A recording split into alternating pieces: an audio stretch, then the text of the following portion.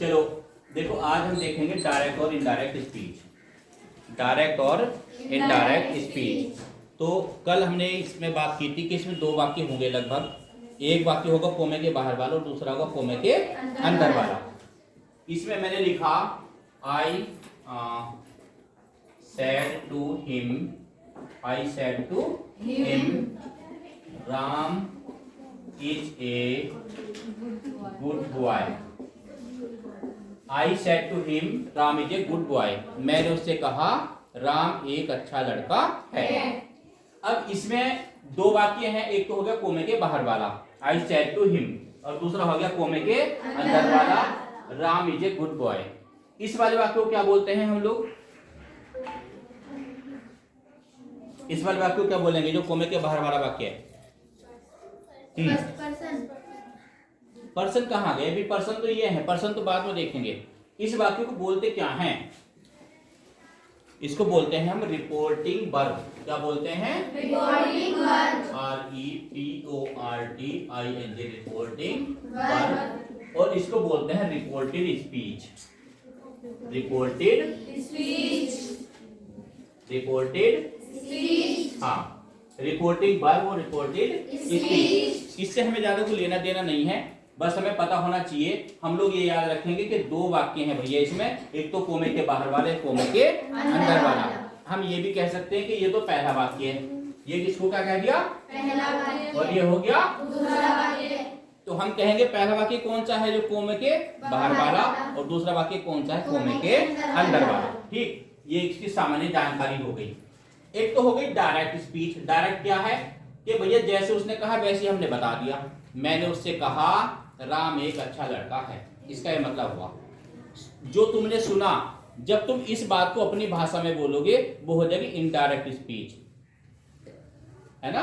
दूसरे की बात को अपनी भाषा में बोलना। जैसे मैंने उससे कहा कि राम एक अच्छा लड़का था, ये हो गई इनडायरेक्ट स्पीच। तो डायरेक्ट ये है जब दोनों वाक्य अलग अलग हैं, और जब दोनों वाक्य मिलकर के बन जाएंगे उसको बोलेंगे हम इनडायरेक्ट स्पीच।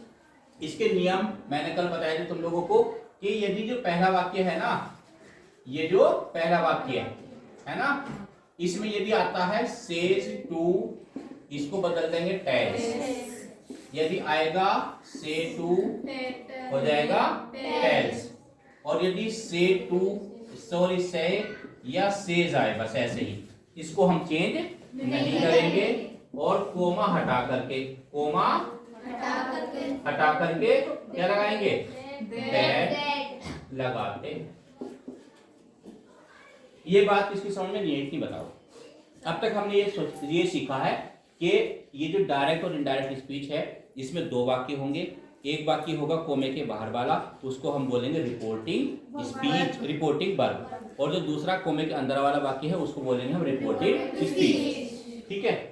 यदि ये इस वाक्य में सेज टू आएगा उसको बदलेंगे हम टेल्स में, यदि से टू आएगा उसको बदलेंगे टेल में, है ना?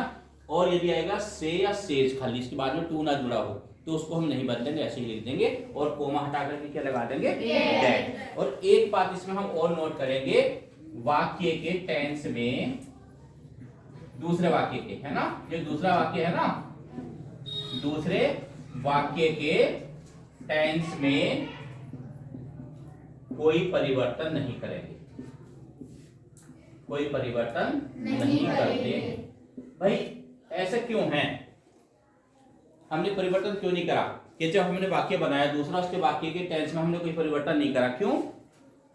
क्योंकि ये कौन सी क्रिया लगाई है, कौन सी वर्ब की कौन सी फॉर्म है? ये फर्स्ट है ना। इसका मतलब ये किस में है वाक्य? या तो प्रेजेंट में या फ्यूचर में, या तो प्रेजेंट में या फ्यूचर में। और यदि ये वाक्य प्रेजेंट, ये तो देखो स्टेज आ गया, ये तो हो गया प्रेजेंट इंडेफिनिट का, है ना? और ये भी प्रेजेंट इंडेफिनिट का, इसमें विल आगे लगा हुआ, तो कहाँ का हो गया? फ्यूचर का। तो यदि पहला वाक्य है प्रेजेंट या फ्यूचर का होगा तो बाद वाले वाक्य के टेंस में कोई भी परिवर्तन नहीं करते हैं। इसका पहला नियम है। अभी हम इसको देखेंगे।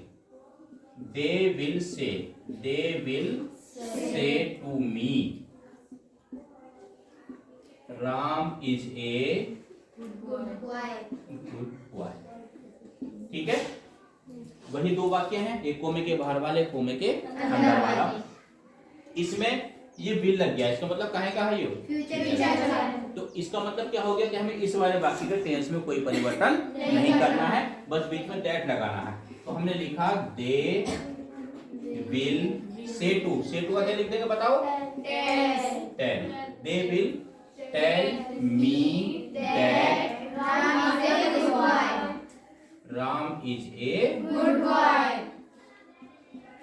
अब ये जब अलग अलग हम इसको बोल रहे थे ना, तो हमने बोला वे मुझसे कहेंगे राम एक अच्छा लड़का है।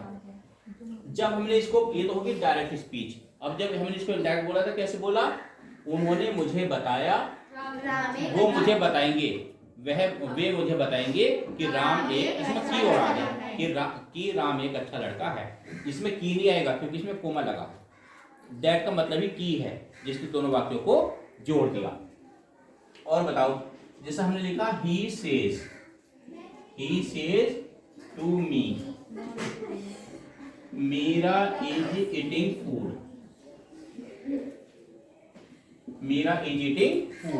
तो ही सेज टू का क्या करेंगे? Tells me that Meera is eating food. तो क्या करा हमने, क्या सीखा? केस में आया था सेज टू, तो क्या लगा दिया यहाँ पे? टेल्स। बस दो परिवर्तन करे हमने, सेज टू की जगह टेल्स और कोमा हटा करके दैट। ये पहला नियम है कि यदि डायरेक्ट और इनडायरेक्ट स्पीच में जब हम बनाएंगे इन वाक्यों को, डायरेक्ट स्पीच को इनडायरेक्ट में बनाएंगे, और यदि पहला वाक्य है चाहे में है प्रेजेंट में या फ्यूचर में होगा, तो बाद वाले वाक्य के टेंस में कोई परिवर्तन नहीं करेंगे, कोमा हटा करके दैट लगाते हैं। ये बात सबकी समझ में आ गई? Yes sir. आगे कर लें? Yes sir. ठीक है। अब आगे एक नियम ही इसका आज हम पूरा करेंगे, फिर से आप लोगों का रिमाइंड भी हो जाएगा यो, और इसकी एक्सरसाइज दे दूंगा, फिर ये घर से तुम्हें करके लानी है।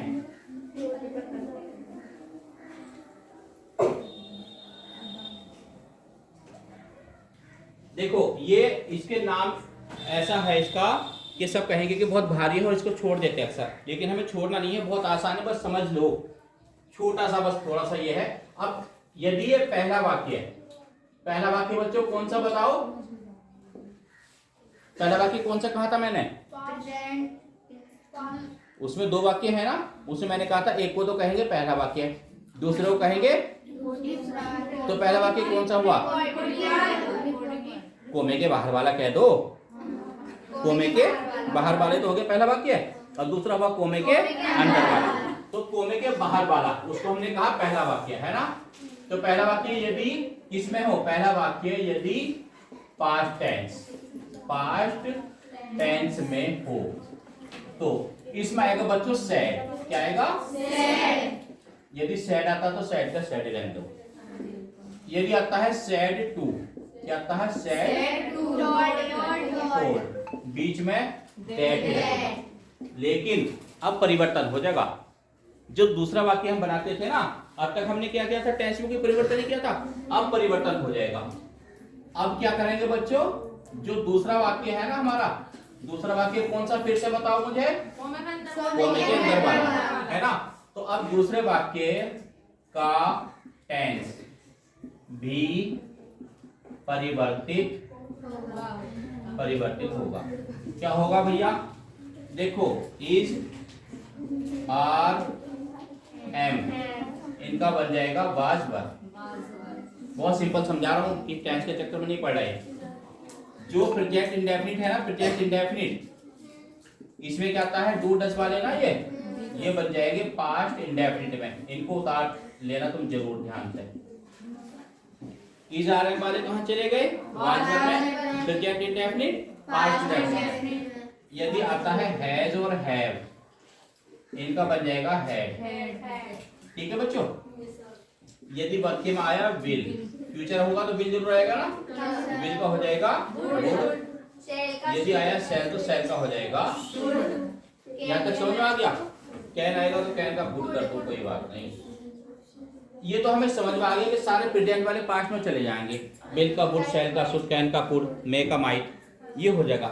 लेकिन अब मुझे ये बताओ पास्ट इंडेफिनिट का क्या बदले, वो तो खुद ही पास्ट में है पहले से ही। पास्ट इंडेफिनिट बताएगा कोई मुझे, तो ये बात तुम बताओ।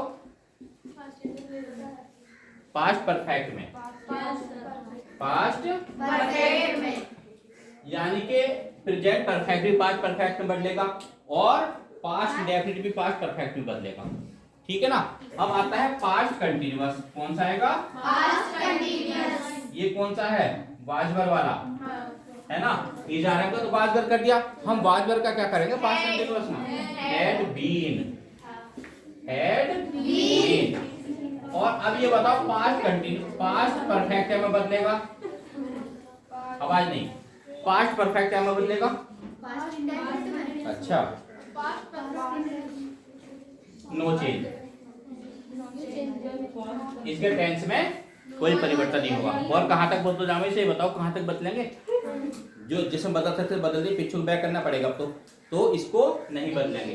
एक तो पास्ट परफेक्ट बदला जाने का और एक है past perfect continuous, past perfect continuous, ये भी नो चेंज। तो ये दो ऐसे टेंस है जो इनके काल में कोई परिवर्तन नहीं होने का, बाकी सारे चेंज हो जाएंगे। तो यहाँ तक हमारे इसमें एक सीरीज पूरी हो गई कि यदि पहला वाक्य प्रेजेंट या फ्यूचर में होगा तो दूसरे वाक्य के टेंस में कोई परिवर्तन नहीं करेंगे, बीच में कोमा हटा करके दैट लगा देंगे। और यदि पहला वाक्य हमारा पास्ट में हो तो सैड आएगा तो सैड रहेंगे सैड, और सैड टू का क्या करेंगे? टोल्ड। बीच में दैट भी लगाएंगे, लेकिन अब टेंस बदल जाएंगे।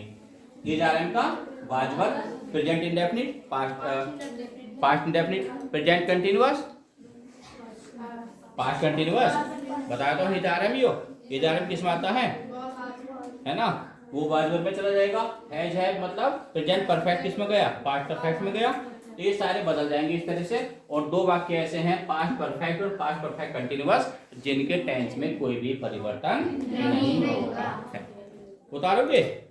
यस सर, चलो उतरवा दूंगा बाद में, है ना।